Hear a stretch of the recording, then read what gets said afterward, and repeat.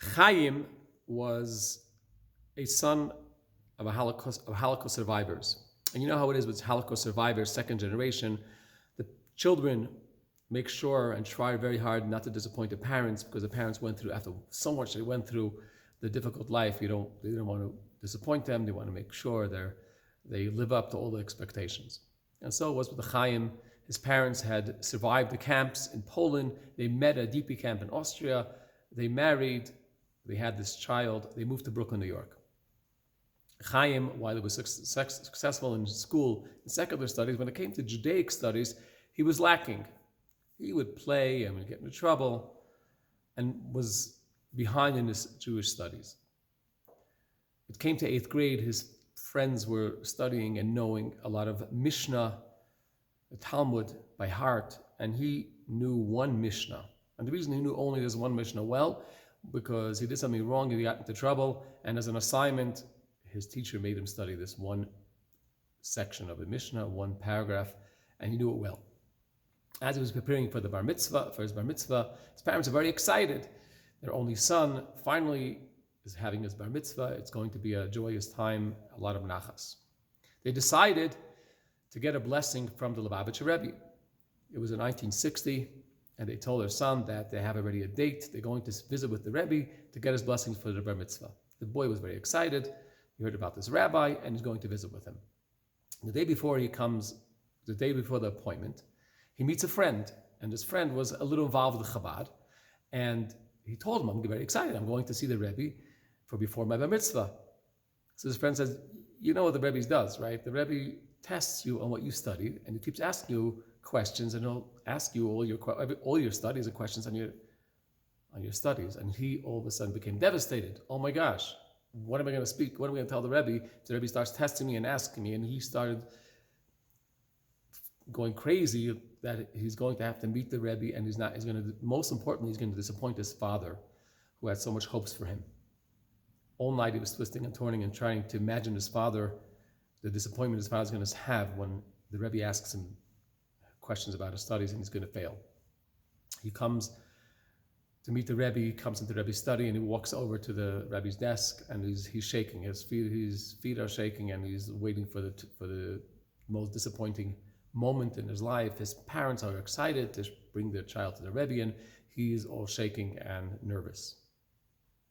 And the Rebbe asks him, what language should I speak? And he says, in Yiddish. You can speak in Yiddish. Okay. So the Rebbe asks him a question about his studies.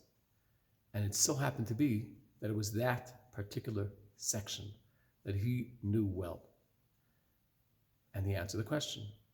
The Rebbe asked him another question, and all focused on that one section that he had studied, that one paragraph, that one Mishnah. And he passed with flying colors, and his father was so happy, taking so much nachas from him. As he walked out of the Rebbe's study, his father grabbed him, gave him a big hug and kiss, and he saw the joy on his father's face. And he realized that a miracle had just happened here, that somehow the Rebbe sensed that this boy, somehow the Rebbe connected to this boy, made sure to question him and ask him only that paragraph that he knew, and saved this boy from disappointment. He never forgot this. He tells a story how much it meant to him that the Rebbe didn't put him in didn't challenge him, in fact, brought out the greatest asset that he had.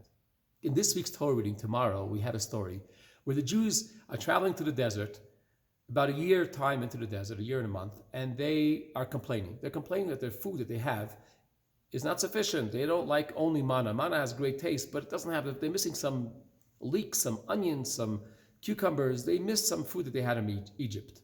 And Moses comes complaining to God, what am I supposed to do with these people? They want meat, they want cucumbers. And he cries to God in the most amazing words. He says, did I carry these people like a pregnant mother carries a child?